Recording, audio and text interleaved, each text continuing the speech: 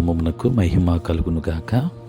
క్రీస్తునందు ప్రియ దేవుని బిడ్డలారా, ప్రభువైన యేసు క్రీస్తు పరిశుద్ధ నామములో మీ అందరికీ ఈ ఉదయకాల శుభములు తెలియచేయచ్చు ఉన్నాను. ఈ దినమంతయు మీకు మీ కుటుంబానికి దీవెనకరముగాను ఆశీర్వాదకరముగాను దేవుడు అనుగ్రహించాలని మీ కొరకై ప్రార్థిస్తూ ఉన్నాను. నేటి దినం కొరకు ఏర్పాటు చేయబడిన దేవుని వాక్యము మత్తయి సువార్త 12వ అధ్యాయం 31వ వచనం. కాబట్టి నేను మీతో చెప్పినదేమనగా, మనుష్యులు చేయు ప్రతి పాపమును దూషణయు వారికి క్షమింపబడును, కానీ ఆత్మ విషయమైన దూషణకు పాపక్షమాపణ లేదు.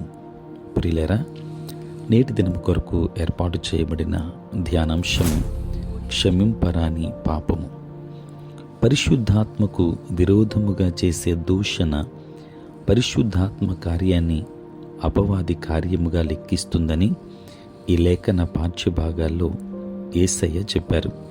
ప్రియులారా, పరిశుద్ధ గ్రంథములో పౌలు అపోస్తలునిగా మారిన తార్సుకు చెందిన సౌలుతో పాటు అనేకులు ఈ పాపం చేశారు. అయితే తెలియక అవిశ్వాసము వలన చేశాడు గనుక తన దూషణ విషయంలో కనికరాన్ని పొందుకున్నానని తిమోతికి రాసిన మొదటి పత్రిక 1వ అధ్యాయం 13వ వచనములో పౌలు చెప్పాడు. కాబట్టి యేసు హెచ్చరించిన పరిశుద్ధాత్మ దూషణ బుద్ధిపూర్వకముగా పరిశుద్ధాత్మకు వ్యతిరేకముగా తెలిసి చేసే దూషణ గురించి హెచ్చరిస్తుంది.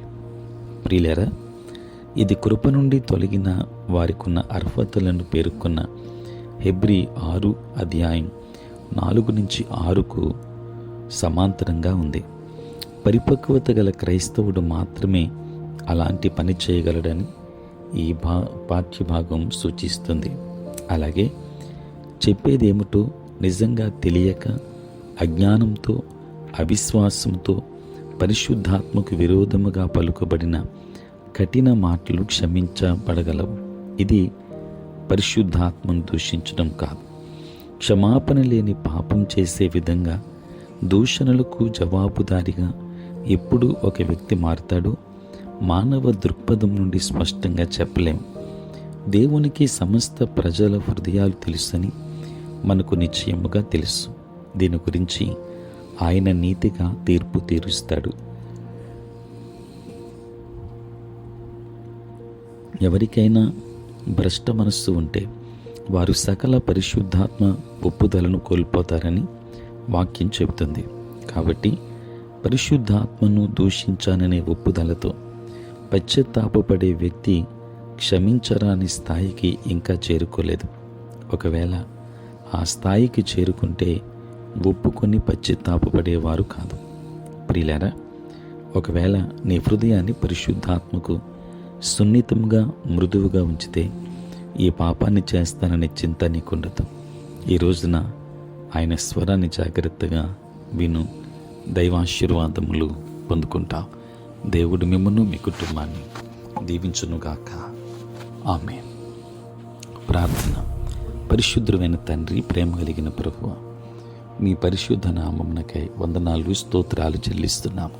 నాయన, రాత్రంతయు కాపాడి సంరక్షించి సుఖనిద్రను మాకు దయచేసి మా జీవితంలో మరి ఒక నూతన దినాన్ని మేము చూడగలిగే భాగ్యాన్ని మీరు మాకు ఇచ్చినందులకే స్తోత్రాలు.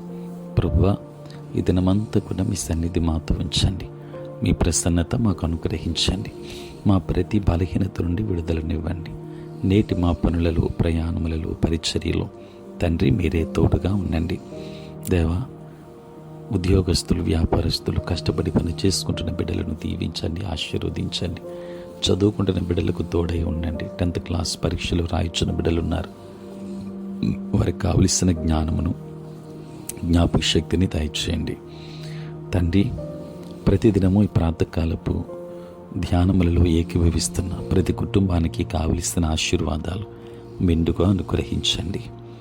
తండ్రి, రక్షణ లేక నశించిపోతున్న ప్రతి బిడ్డను కూడా జ్ఞాపకం చేసుకొని రక్షణ భాగ్యాన్ని మీరు అనుగ్రహించమని తండ్రి దిన దీవెనల చేత మమ్మల్ని అందరినీ కూడా నింపమని ప్రార్థన చేస్తూ పుట్టినరోజు, పెళ్లి రోజు, జరుపుకొనుచున్న బిడ్డలను దీవించి నూతన ఆశీర్వాదాలు మెండుగా దయచేయమని, మీరే తోడై ఉండమని మీ కుమారుడును మా ప్రభును ప్రియరక్షకుడునైన యేసయ్య నామములో ప్రార్థించి వేడుకొనుచున్నాము తండ్రి. ఆమేన్. తండ్రి, కుమార, పరిశుద్ధాత్మ త్రియేక దేవుని దీవెన సదా మీకును మీ కుటుంబానికి తోడై ఉండును గాక.